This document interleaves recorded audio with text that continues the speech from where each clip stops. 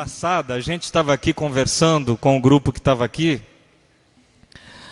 sobre que Deus nos quer fazer parecidos com Cristo nessa vida.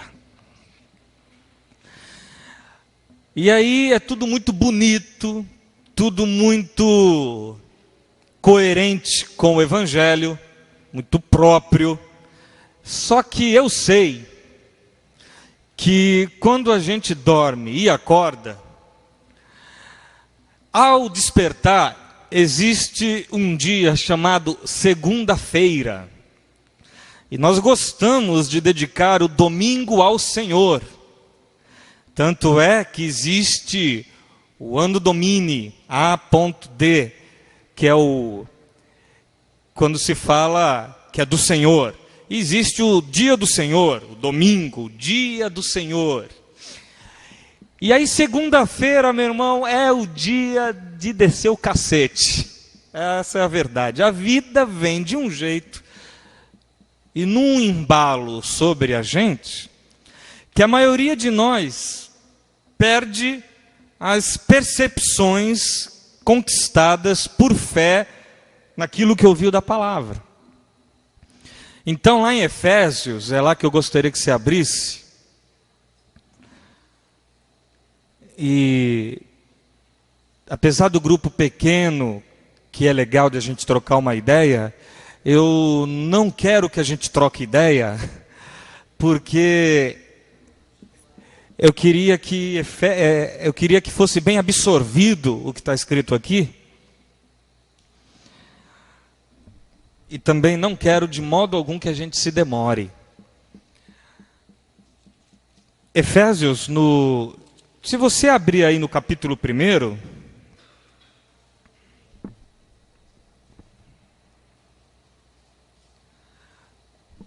aí você vai ver que Paulo fala o tempo inteiro de uma coisa que podíamos dar todos os nomes, eu vou chamar de segurança espiritual. O que ele fala é que quem crê no Evangelho de Jesus Cristo recebe, conforme as palavras dele, co-herdeiro com Cristo, coparticipante dessa graça. Pela graça sois salvos mediante a fé, isso não vem de vós, é dom de Deus. Recebe segurança espiritual, segurança para a vida. Ele diz que Deus pegou judeu, pegou gentil, gente de outras culturas que não são filhos da promessa em Abraão, e fez desse pessoal um povo só, e chamou todos a paz. E um outro nome que se pode dar, o capítulo 1 e capítulo 2 de Efésios, é esta chamada a paz com Deus e a reconciliação. E aí ele continua, ele diz no capítulo 2 que nós estávamos mortos, e no entanto fomos ressuscitados. Ele diz no versículo 11 em diante, que a gente ganhou uma nova humanidade, um enxerto divino na nossa vida. No versículo 16 ele fala da nossa reconciliação. No 19 e no 20 ele diz que já não estamos mais sozinhos no mundo, somos gentes de Deus. Agora a gente tem nome, a gente tem família, a gente não é forasteiro, não é peregrino, não caminha sem sentido pela vida, a gente tem rumo, tem rota, tem caminho. É o que ele diz. Aí ele fala que nós estamos sendo edificados. E ele entra no capítulo 3 então. Ele só está falando sobre isso, está acentuando essas coisas. O 3 é interessante. Ele fala, isso tudo que durante gerações não foi revelado aos homens, agora eu fiquei sabendo. A mim me foi revelado este mistério, de que Deus amou o mundo de tal maneira que deu seu Filho unigênito para que todo aquele que nele crê não pereça, mas tenha a vida eterna. Isso aí é versículo de decoreba. No entanto, o que Paulo está falando é de segurança para a vida. Segurança. Aí, ele vai embora. No capítulo 4, ele fala da igreja. Diz a importância dessa reunião. Fala do corpo estar junto, para a gente se apoiar, para a gente trocar dons, para o seu talento me ajudar, para o meu ajudar você, para que uns sirvam aos outros, não em reuniões dominicais, mas na vida. É o que ele fala. E aí ele chega onde eu estava semana passada, no versículo 14 do capítulo 4. O propósito disso tudo é que a gente seja seguro, desamedrontado, desassustado, despanificado, seja lá o nome que for. Ganhe certeza de que está com os pés postos sob um fundamento que não se abala. Ganhe segurança. Não seja mais levado pela vida, está escrito aí nesse texto, como criança, de um lado para o outro. Tudo que vem quer se agarrar, porque nada lhe oferece segurança. Paulo diz que esse é o estilo de vida daqueles que não se rendem ao Evangelho. Preste muita atenção aí no versículo 17 do capítulo 4. Assim eu lhes digo, no Senhor insisto, que não vivam mais como os gentios. Esse nome aqui você troca para como aqueles que não seguem Jesus. Como é que vive os que não vivem reconciliados com Cristo? Como é que vivem os que não vivem sob o perdão de Deus? Como vivem aqueles que não reconhecem que são em Cristo perdoados? Aqui fala na inutilidade dos seus pensamentos. Estão obscurecidos no entendimento. Pensamentos todos são relacionados a coisas inúteis. O entendimento deles está vedado, tampado, obscurecido, velado. Diz que eles se encontram separados da vida de Deus, ainda que Deus lhes tenha uma vida para oferecer. No entanto, diz, por causa da ignorância em que estão separados desta vida que lhes foi oferecida. Diz que estão assim devido ao endurecimento do seu coração. Vocês não estão percebendo que Paulo está fazendo uma síntese dos nossos dias, da humanidade que é a humanidade hoje, de nossos tempos. Se não deu para perceber ainda, olha como ele continua no versículo 19. Eles perderam toda a sensibilidade e se entregaram à depravação, cometendo com avidez, com sede, toda espécie de impureza. Então ele está dizendo que nós vivemos um tempo que já era o que ele vivia, um tempo mau, porque não são os dias que são maus, não é o sol que é mau, não são as estações que são más, as gentes, as pessoas, a humanidade, a sociedade, a gente se perverteu, a gente ganhou uma insensibilidade cada vez mais profunda.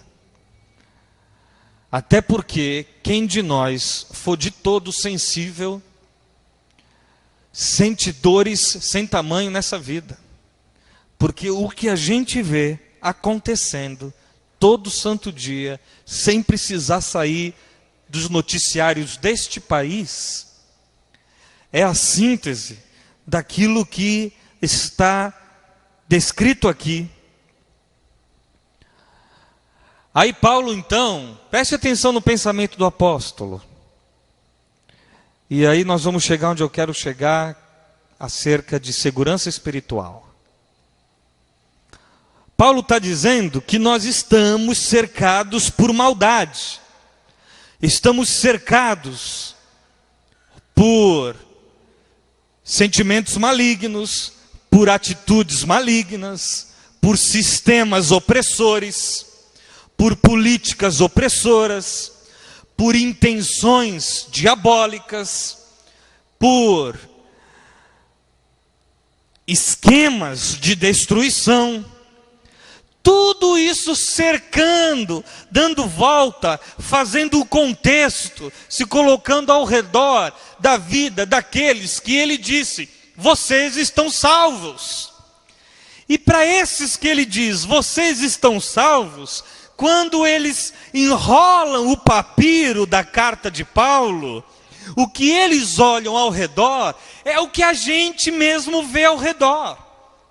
É insegurança, é destruição, é aquecimento. Enquanto a terra aquece, a alma esfria. As pessoas estão virando pedra, gesso, gelo. Ninguém se condói, pouco se compadece. Ou você está pensando que toda essa comoção do menino João Hélio vai demorar mais de um mês? Não vai. Ou você está pensando que o Congresso, que aprovou 3 ou 4 leis ridículas acerca de segurança pública, fez isso porque o coração deles está condoído por conta do que ocorreu? Fazem isso para aproveitar o momento e a hora, fazem isso porque estão em cena, em holofote, só porque precisam dar alguma reação. Ou esse é o primeiro menino que foi supliciado em praça pública. Ou há um mês atrás uma criança não foi queimada dentro do carro em Bragança Paulista com seus pais. Ou no mês outro, uma modelo assaltada não tomou um tiro no trânsito. E hoje, sem a gente saber, quanta gente no trânsito morreu por conta da bestialidade da posse de uma arma de fogo. Aí ele chega para a gente que está vivendo essa circunstância e diz: vivam em paz, pela graça sois salvos, mediante a fé. Isso não vem de vós, é dom de Deus. Vivam seguros. Aí eu até estava com uma revista Veja aí, eu pus em algum lugar. Traz aqui para mim, Cleito. Como a Veja, numa frase, resumiu o sentimento da maioria de nós aqui. Essa Veja aqui, a última, gente, ó. Ela está falando sobre essa história de sequestro relâmpago. Aliás, perdão, de falso sequestro, blefe por telefone. Já aconteceu isso com alguns pacientes meus. E quase ninguém toma a atitude de ligar para o celular da pessoa para saber se de fato a pessoa foi sequestrada ou não. Tamanho é o desespero de no telefone você receber a seguinte notícia: eu estou aqui com seu filho. Seu filho está aqui comigo. Ah, o Fernando! A pessoa já fala o nome que o cidadão quer saber. Aí a Veja termina aqui dizendo o seguinte: o clima de insegurança nesse país é tamanho que ficamos todos esperando que chegue a nossa hora, a nossa vez, ou a de nossos parentes, de sermos sequestrados, assaltados. Quando recebemos um telefonema desses, poucos de nós agimos racionalmente. Só pensamos: pronto, aconteceu. É o Brasil de joelhos diante do crime. Olha só, isso aqui quando eu li me trouxe a seguinte interpretação.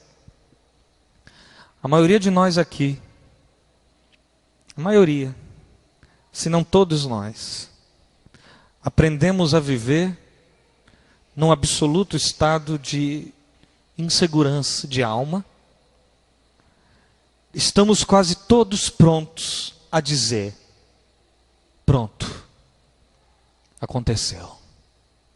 A maioria de nós está pronto a dizer: só estava faltando eu. A maioria de nós vive uma sensação de pré-pânico, de um controle para não entrar em desespero, que demanda nossa energia quase toda. Tem algumas formas de resolver isso. Ou você vive conforme a inutilidade do pensamento dos que vivem fora de Cristo.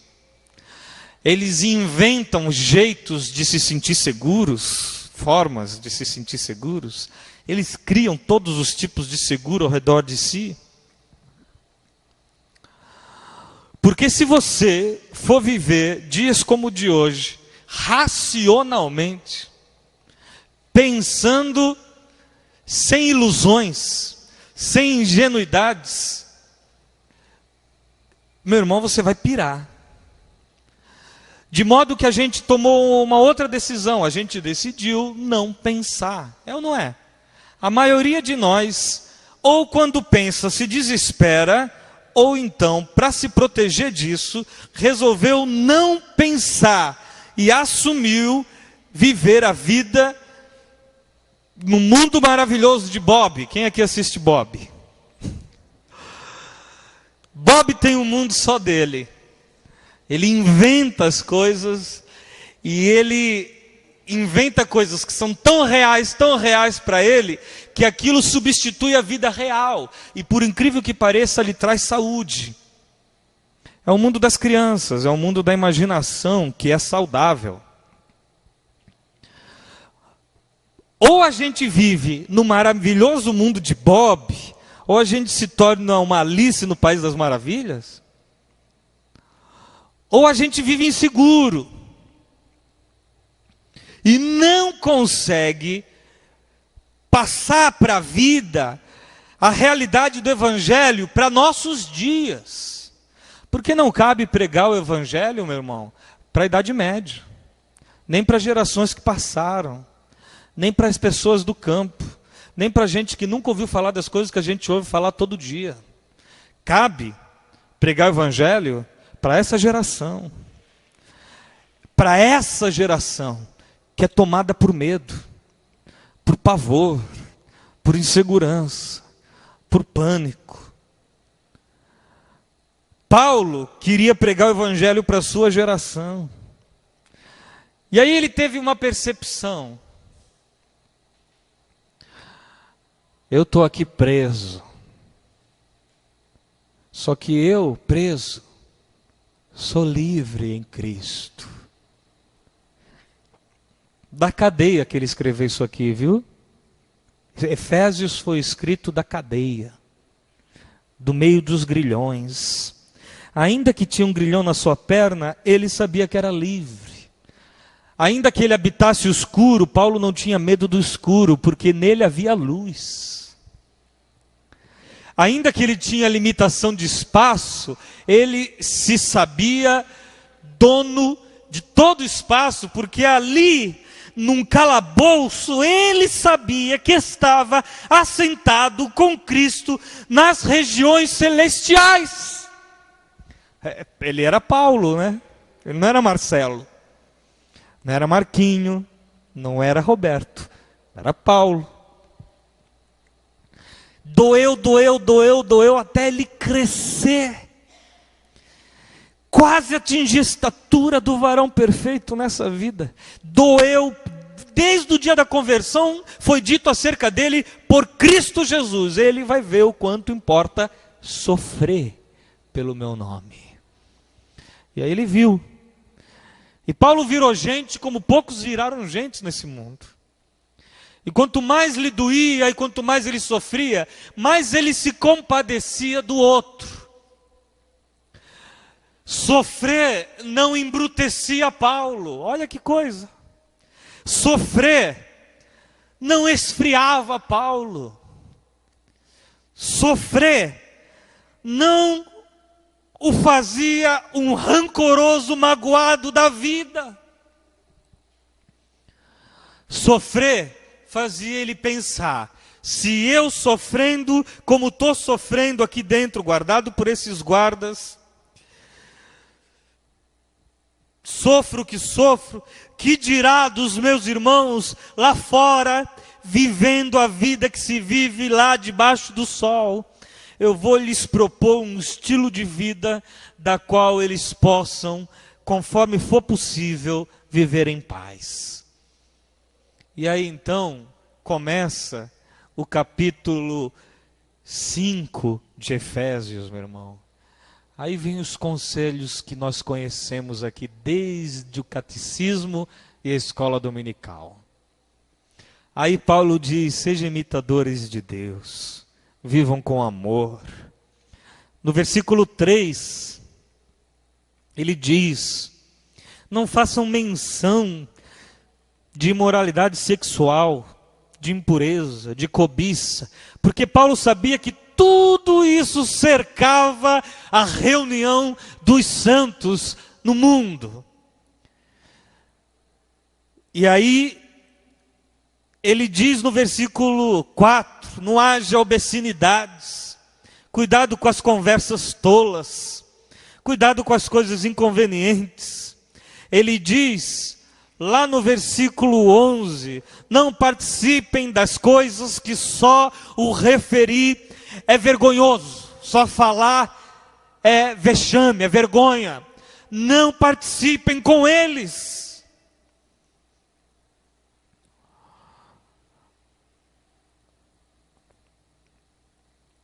Aí no versículo 15, ele diz: tomem cuidado como vocês vivem. No versículo 16, ele fala: aproveitem ao máximo cada oportunidade para viver conforme aquilo que edifica. É isso que ele está falando. Suga da vida o que a vida tem de bom. Não deixa passar o que é edificante, o que é alegre, o que anima a alma, o que encoraja, o que é amor. Aproveita, aproveita, aproveita. Por quê? Por quê, meu irmão? Olha aí o versículo 16. Por quê?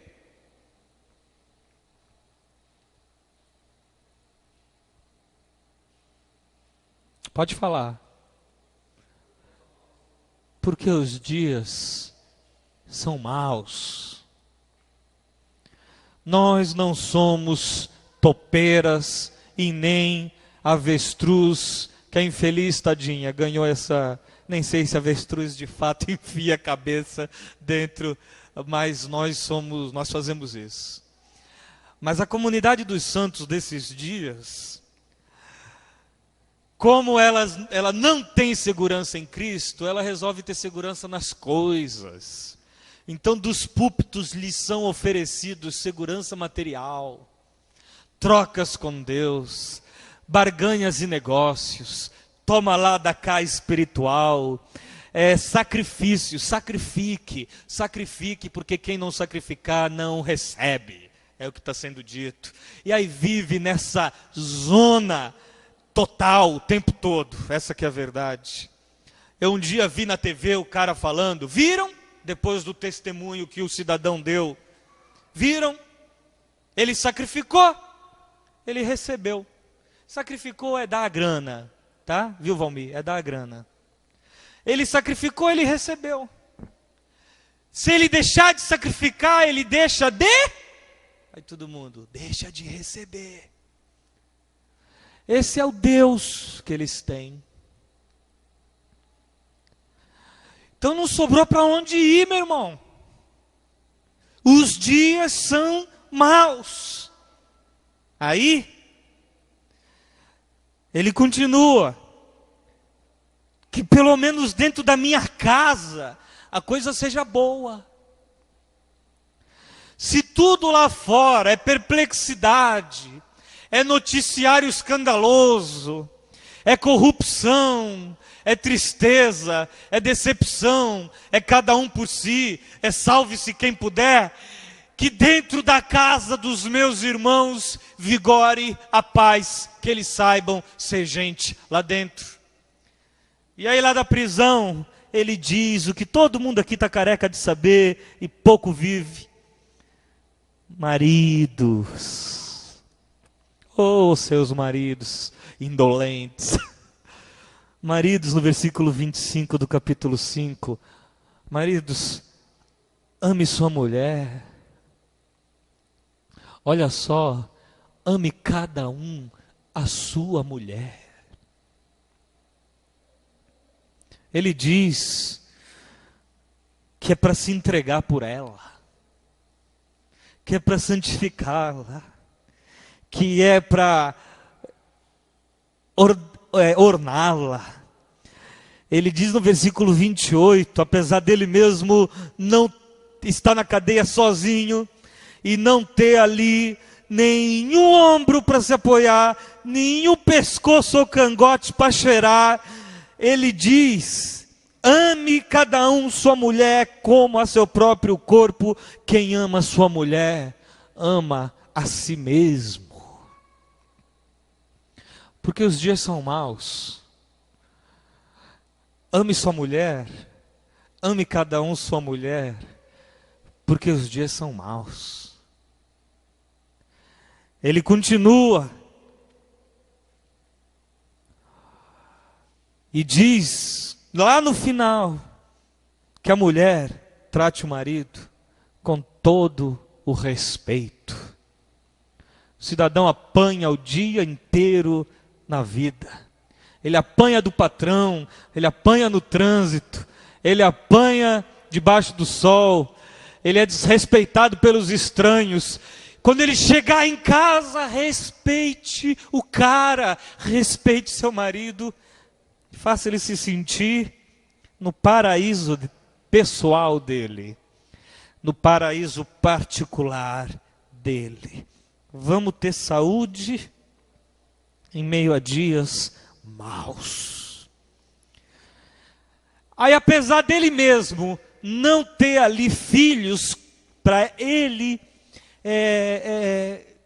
dizer vai, vem, fica, protege, para ele mesmo cuidar, ele considera a todos como filhos. E ele sabe que os nossos filhos estão sendo formados por essa geração agora. Por essa geração. E aí então ele diz, no versículo 1 do capítulo 6, é a mesma história: filhos, obedeçam seus pais. Ele não está pedindo nenhum favor para Deus, não, meu irmão. Ele começou Efésios dizendo que a gente está salvo. Ele começou Efésios dizendo que é pela graça, não é de obras, isso não vem de nós. Não está fazendo nenhum favor para Deus. Ame sua mulher para ser salvo, obedeça seu filho para Deus ficar feliz. É para você, meu caro. É isso que ele está dizendo. Obedeça seu pai, obedeça sua mãe. Ele apela. No versículo 2 ele diz que este é um mandamento que tem promessa: honra teu pai e tua mãe, para que se prolongue os teus dias na vida. Vou te falar francamente, meu irmão, Paulo nem acha que seja assim, sabia? Ele mesmo já viu muita gente obediente de pai e mãe. Se um deles é Estevão, como que Estevão era desobediente a pai e mãe? E Paulo assistiu aquele jovem ser martirizado. Mas tem promessa, ele apela para a promessa e ele fala: vocês querem viver essa vida aqui, obedeça seu pai e sua mãe, porque quem obedece o pai e a mãe dura. Ao menos isso é um princípio.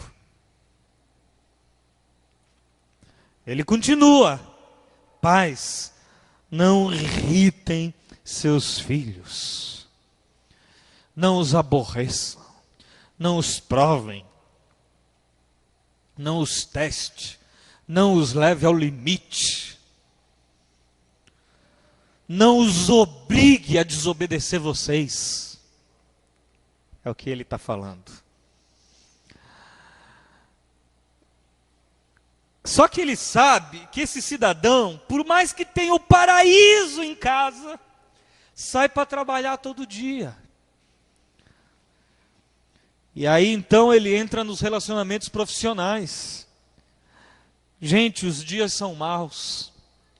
Então ele está falando que em vez de você reagir à maldade dos dias, em vez de você comprar uma arma de fogo, em vez de você embanhar uma espada, em vez de você comprar um escudo, em vez de você sair pela rua com um colete à prova de balas, em vez de você xingar o patrão que xinga, em vez de você cometer injustiça por conta da injustiça contra ti cometida, em vez de você pagar com o mal que a ti fizeram, ele diz: quando você sair de casa,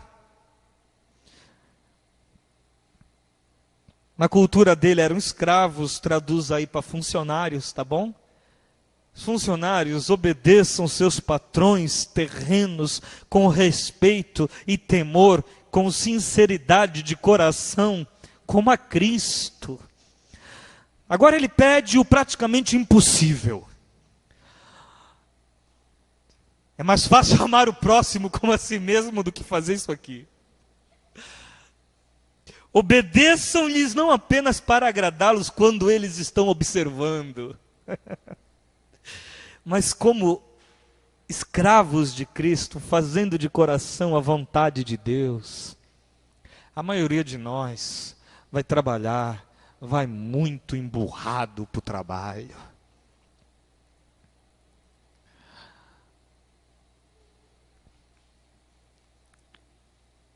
E aí ele explica por quê. Vocês sabem que o Senhor recompensará cada um pelo bem que praticar, seja escravo, seja livre. Olha só, preste atenção nisso aí, que eu quero te dizer. Você não é salvo por obra, não. Mas cada um será recompensado pelo bem que praticar. Não vai se perder. Não vai virar tolice.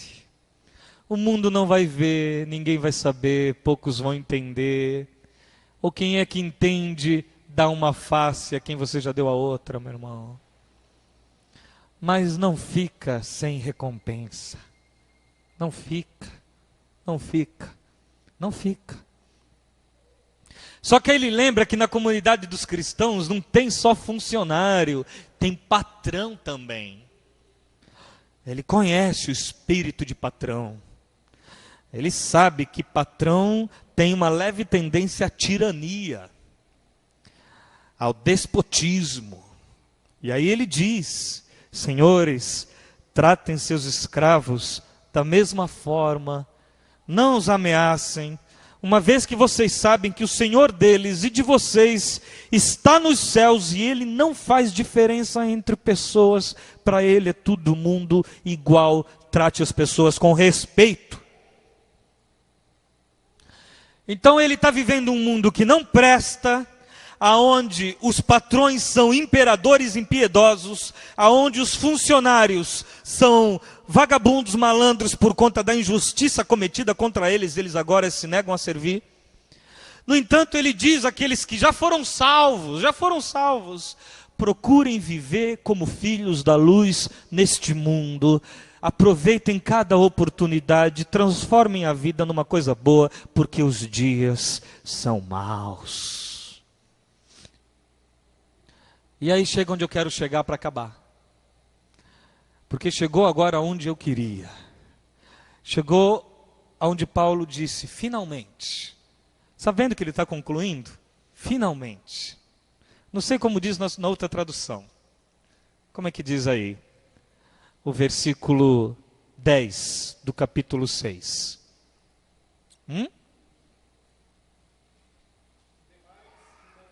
No demais, ó.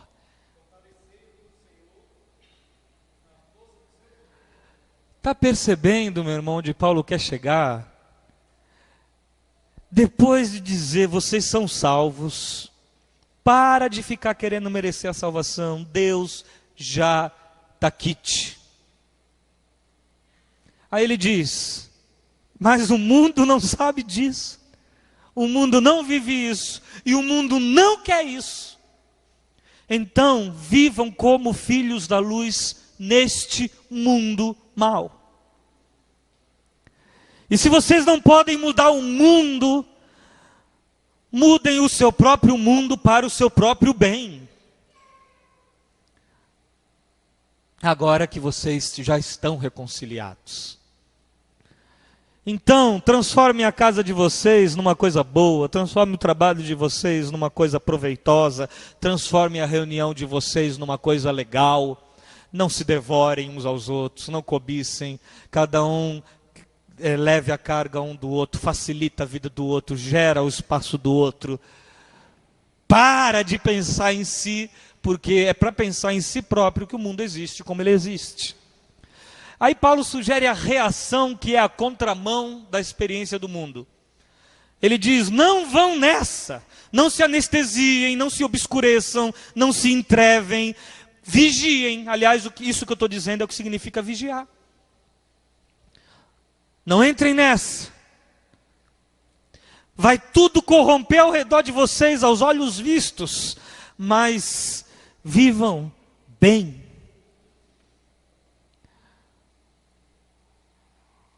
Aí ele sabe que apesar de tudo isso, e desculpa se eu estou sendo aqui estranho, não sei se é por conta das dores dessa semana, mas Paulo sabe que por melhor que a gente queira viver, por mais bem que a gente faz,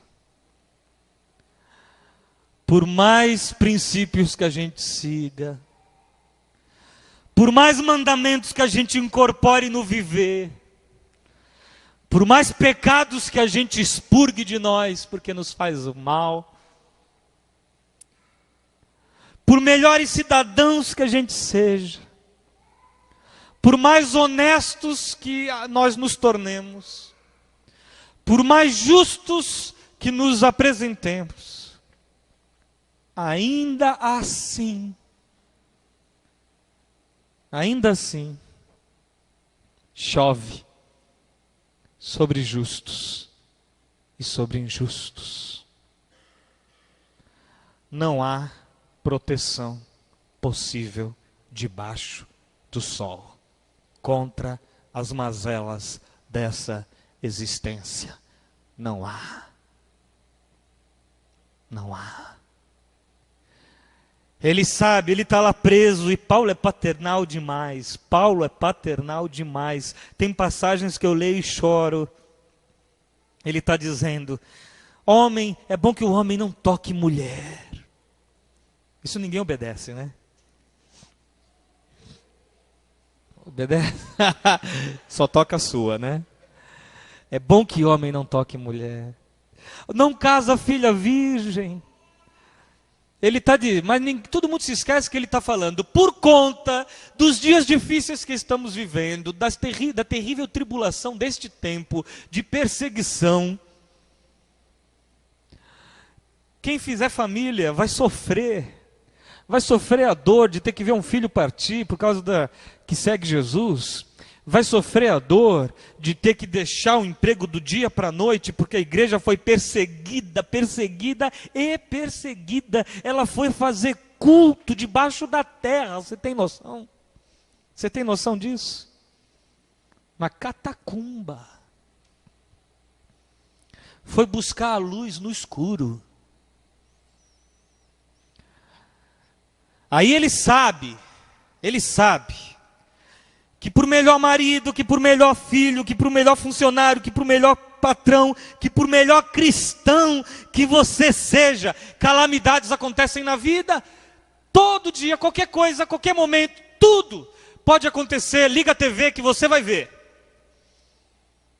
Ele sabe disso. Então ele diz, finalmente. Ou, no demais, concluindo, passando a régua, em suma, para fechar, aí ele fala, fortaleçam-se no Senhor e na força do seu poder, vistam-se de toda a armadura de Deus, para poderem ficar firmes contra as ciladas do diabo. Aí no versículo 12, ele diz que a nossa luta não é contra seres humanos. No versículo 13, ele diz, vistam-se de toda a armadura de Deus, para que possam resistir no dia mau e permanecer inabaláveis depois de terem feito tudo. Preste atenção, para eu terminar. Eu fico imaginando a sensação de impotência de Paulo dentro da cadeia. Eu estava dizendo que ele era paternal, porque ele dizia, eu vos queria poupar. Eu vos queria poupar, mas você quer casar, casa. É melhor do que ficar subindo pelas paredes de costa. Casa. Quer ter uma família, sonho da tua vida? Casa. Quer casar, filha virgem? Ele falou, não peca. Nem todo mundo tem o dom que eu tenho. Paciência. Eu vos queria poupar. Ele é paternal. Então ele está lá na prisão, pensando, meu Deus, por mais que eu lhes ofereça segurança espiritual do capítulo 1 ao capítulo 4, e lhes diga como viver bem num mundo mau, no capítulo 5 e 6, se eles não tiverem dentro deles segurança, como é que eles vão fazer? Aí ele olha ali e tem um soldado, e ele vê o soldado com uma armadura, e ele então diz, não, vistam-se de toda a armadura de Deus, para viver no dia mau.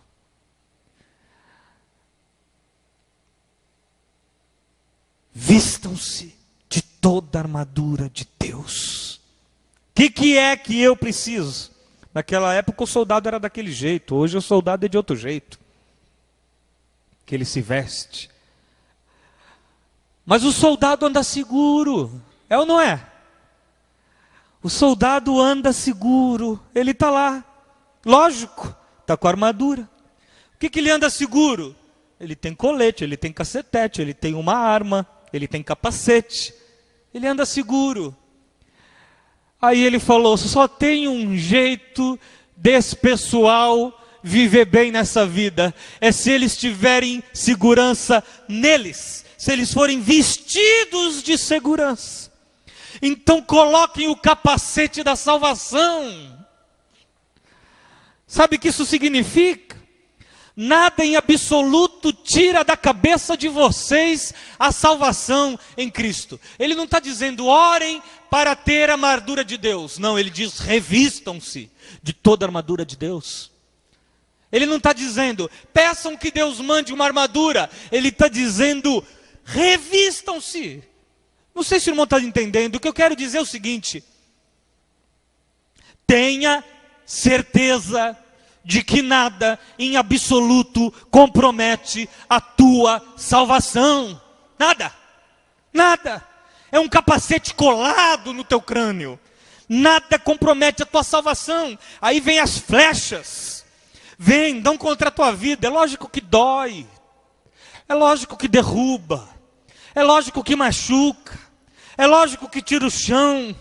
É lógico que perder é terrível. Mas você vai, se quebra, se bate todo, mas nada tira o capacete da tua salvação, nada tira da tua vida a salvação. Você não sai da sombra, a cobertura de Jesus está sobre sua vida. Amém?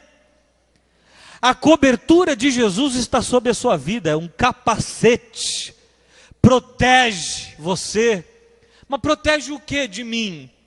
Ah, meu irmão, começa a pensar que você está perdido para você ver o que acontece. Começa a pensar que a sua cabeça está à disposição do diabo para você ver o que acontece. Começa a pensar que seus pensamentos estão à mercê das ciladas do diabo. Eles não estão. Ele guardará nossa mente e nosso coração em Cristo Jesus, está escrito. Ele guardará. O capacete da salvação nos mantém crentes em dias maus. Aí ele diz, olha, segurem as calças com a verdade. O cinto de vocês seja a verdade. Então é mentira para todo lado, mas fale cada um a verdade com seu próximo, ele disse antes. Vivam na verdade. O colete de vocês seja a justiça, não a vossa justiça, mas o fato de que Deus é justiça. Deus é justo. Ele é justiça e eu ando com isso como se fosse um colete. É por isso que eu posso andar pela vida sem medo das balas espirituais perdidas. Crente, um monte de crente com medo do diabo. Eu nem mais prego sobre medo do diabo aqui, meu irmão. Tem muito mais coisa para ter medo. Porque é o diabo, dono de toda essa armação,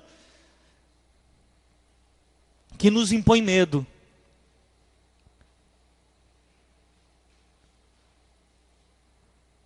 A couraça da justiça que ele via no soldado romano é o colete que faz com que o soldado caminhe seguro. Ele não vai ser perfurado. Ele não é permeável. Ele está seguro. Tudo isso é conquista da fé. Ele sabia que o soldado romano carregava um escudo, que ele tinha uma estratégia interessante quando o inimigo vinha com dardos inflamados. Sabe o que é dardos inflamados? Flechas incendiárias. O soldado romano molhava o escudo na água e aquele escudo tinha a habilidade de ficar poroso, de ficar, umedecido. Então ele se postava atrás do escudo e resistia contra os dardos inflamados do inimigo. Na hora que a flecha vinha na direção dele, apagava diante do escudo, frente ao escudo umedecido.